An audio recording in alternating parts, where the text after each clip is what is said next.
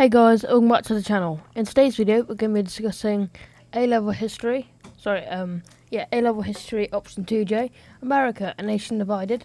This is topic 2. This is the second episode on this video. And today we're going to be talking about attempts at political compromise. I'm going to start off with the Wilmot Proviso. On the right here is David Wilmot, the guy who proposed it. The Wilmot Proviso was an idea to ban slavery in any new territories acquired from the Mexican cession. It was passed in the House of Representatives but not the Senate. The Northerners voted for it, Southerners voted against it. And while the Southerners knew that slavery wouldn't work in the newly acquired territory from Mexico, there wasn't really fertile soil, they still rejected the Wilmot Proviso because then the North would dominate politics. Northerners believed that Congress had the power to exclude slavery from new territories, and Calhoun wanted to use the Fifth Amendment to prevent Congress from excluding slavery from territories. However, Congress denied this due to the 1787 Northwest Ordinance, which gave Congress authority. Zachary Taylor. He was a southern plantation owner.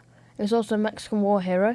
Therefore, he appealed to both northern and southern Whigs, and therefore was nominated as a potential candidate, which he won. He had no previous political experience or clear political ideologies, and he also set the stage for the Compromise of 1850. Stephen Douglas, Democrat and Senator for Illinois. He was, I guess you could say, trying to get his point across, his point being popular sovereignty. Kept trying to promote that. He was known as a little giant. He proposed the Kansas-Nebraska Act, and he essentially represented the Midwest and new expansionist America. Henry Clay. He was a southern slaveholder from Kentucky. He played a key role in the Missouri Compromise and nullification crisis, and arguably the greatest U.S. statesman to never become president.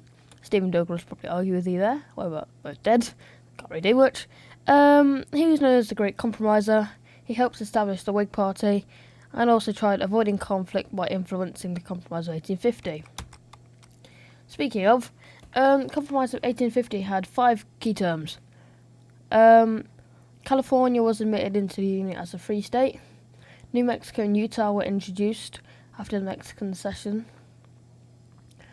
Texas lost its boundary claims in New Mexico, but then was compensated $10,000. Fugitive Slave Act was amended on the previous 1793 Act. It was a lot stricter, and the slave trade was abolished in the District of Columbia, which is Washington, D.C. Texas. Throughout the 1820s, Americans had settled in Texas. Oh, I've read that twice. Americans had settled in Texas, which belonged to Mexico, I should say, my bad. By 1835, there were 300,000 American immigrants in Texas. From 1835 to 36, Texas declared independence from Mexico. This spanned 2 years because they did it in the winter. In April 1836, the Battle of San Jacinto, Santa Anna was captured, which was the Mexican general, and was forced to acknowledge Texan independence. And Texas's admission into the Union was scary to those anti-slavery states, because Texas could be split into 5 slave states. California became part of the United States under the Treaty of Guadalupe Hidalgo following the Mexican-American War. California land was not fertile and therefore wouldn't fit the growth of cash crops, so there was pretty much no point of it being a slave state. However, many slave owners migrated to California because of the Gold Rush of 1849. In addition, in 1849, in October, the first California Convention was held, and also the Compromise of 1850 later admitted California as a free state.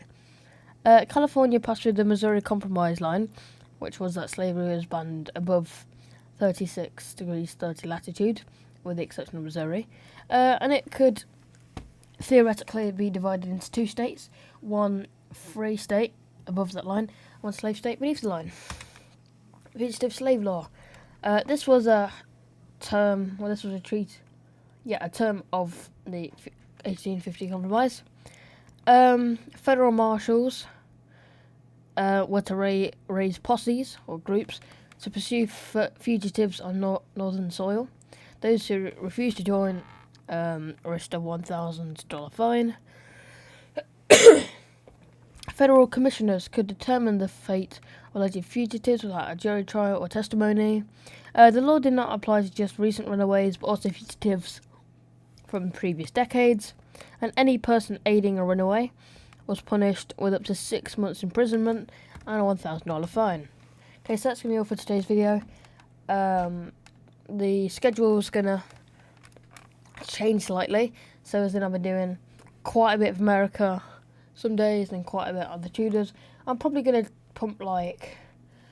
I'm either going to do one America, one Tudor every day, or I'm going to do Tudors tomorrow, then America, and vice versa. But yeah, I hope you'll have a great day.